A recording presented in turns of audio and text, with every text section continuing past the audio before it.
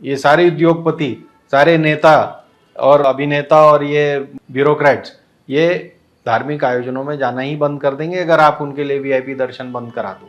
नमस्कार। पुरी में जो कल हादसा हुआ जिसमें रथ यात्रा के दौरान 3 लोग मारे गए, ये एक नया फिनोमिना सा लग रहा है भारत में। पिछले 1-1.5 साल से हम देख रहे हैं कि ये वीआईपी विजिट्स की वजह से लगातार भगदड़ मच रही है ऐसी रिलीजियस प्लेसेस में, मंदिरों में, यात्राओं में और तो और स्टेडियम में भी। क्या कारण है कि अचानक से हमारे जितने वीआईपी हैं और ख़ासकर उद्योगपति, ये गुजरात के उद्योगपति अचानक से धर्मालु हो गए हैं। इनको संगम भी जाना है, वहाँ वीआईपी दर्शन करने, वीआईपी घाट में नहाना है, पुरी भी जाना है, वहाँ भी वीआईपी दर्शन करने हैं। और उसके लिए आम जनता को चाहे कितना भी रोकना पड़े, कितना भी दुख उठाना पड़े, वीआईपी दर्शन बहुत ज़रूरी हो गए हैं। और इन वीआईपी दर्शन की वजह से ही ये भगदड़ हो रही है, स्टैम्पीड हो रही है।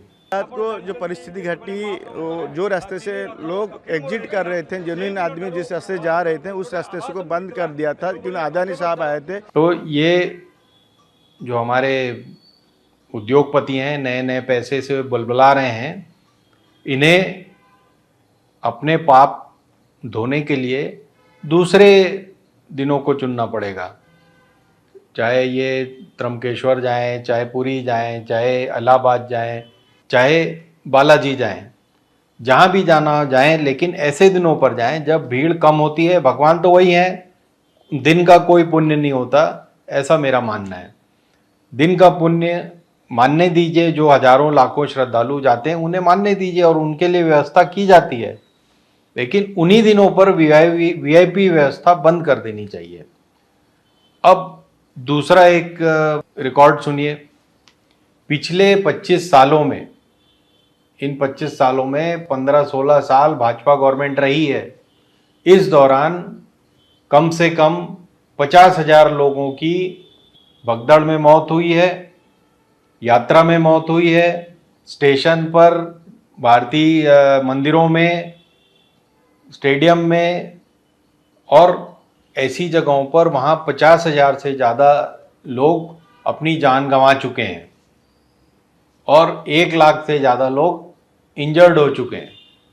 इसमें हम वो भी हादसे ले रहे हैं जब लोग जमा होते हैं किसी मंदिर में और कोई नेचुरल डिज़ास्टर हो जाता है, जैसा कि केदारनाथ बद्रीनाथ में हुआ था, जिसमें 6-7 हज़ार लोग मारे गए थे और कम से कम 10-20 हज़ार लोग इंजर्ड हुए थे। ये हादसा हुआ था 2013 में। अब आप देखिए इसी साल के हादसों की लिस्ट। नई दिल्ली रेलवे स्टेशन में हादसा हो गया, लोग भीड़ जमा करके कहाँ जा रहे थे? संगम, यानी कुंभ मेले में 15-20 लोग मर गए। कुंभ मेले में ऑफिशियल फिगर 30 कहता है, लेकिन बीबीसी वगैरह का कहना है कि 82 लोग मरे और अनकन्फर्म्ड रिपोर्ट्स कहती हैं कि कम से कम 1,000-1,500 लोग मारे गए। क्योंकि जिस तरह से जल्दबाजी में एडमिनिस्ट्रेशन ने वहाँ पर साफ सफाई की, उससे ऐसा प्रतीत होता है कि ये जो अनकन्फर्म्ड रिपोर्ट्स होती हैं वो सही हैं।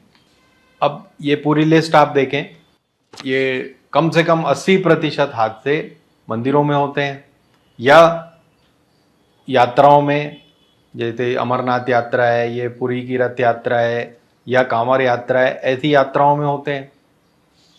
और या फिर ऐसी जगहों पर जब किसी विशेष आयोजन के लिए लोग जमा होते हैं, जैसे कुंभ है, नासिक का कुंभ है, उज्जैन का कुंभ है, महाकुंभ है, और कुछ नहीं तो हाथरस में एक बाबा जी ने अपना, भोले बाबा ने अपना एक कुंभ मना लिया, वहाँ पे 100-150 लोग मारे गए थे। इसी तरह एक प्रदीप मिश्रा है जिन्होंने सीहोर में अपना मेला लगा लिया, वहाँ 4-5 मौतें हो गई थी। तो रिलीजियस फंक्शंस में, धार्मिक स्थानों पर, धार्मिक आयोजनों में ये लोग लगातार क्यों मर रहे हैं? क्या इसका कोई इलाज नहीं है? क्या एडमिनिस्ट्रेशन इसके प्रति सचेत नहीं है? मेरा सुझाव है कि वीआईपी दर्शन टोटली बंद कर देने चाहिए। आम दिनों में भी जो नासिक में हम जाते हैं या कहीं भी बालाजी में जाते हैं, यहाँ पर आप ज़्यादा पैसे देकर वीआईपी दर्शन करते, ये सब भी प्रथा बंद होनी चाहिए। क्या आपने गुरुद्वारे में ऐसी प्रथा देखी है, या मस्जिदों में देखी है, या चर्च में देखी है? ये हिंदू मंदिरों में, हिंदू आयोजनों में ये प्रथा क्यों चल रही है? ये टोटली बंद हो जानी चाहिए। आप देखेंगे ये सारे वीआईपी, ये सारे उद्योगपति, सारे नेता और अभिनेता और ये ब्यूरोक्रेट्स, ये धार्मिक आयोजनों में जाना ही बंद कर देंगे अगर आप उनके लिए वीआईपी दर्शन बंद करा दो। हम मृत्यु को कितना आसान समझते हैं, यहाँ तक कि बाबा बैरागी कह रहे हैं कि इन्हें मोक्ष प्राप्त हो गया क्योंकि ये रिलीजियस धार्मिक स्थान पर मारे गए। मतलब रहम करें और इन आयोजनों को इनकी धार्मिक गंभीरता से लें, और इस बात का हमें ध्यान रखना होगा कि मानव जीवन जो है बहुत मूल्यवान है और इसे इतनी आसानी से हमें नहीं गंवाना चाहिए। धन्यवाद।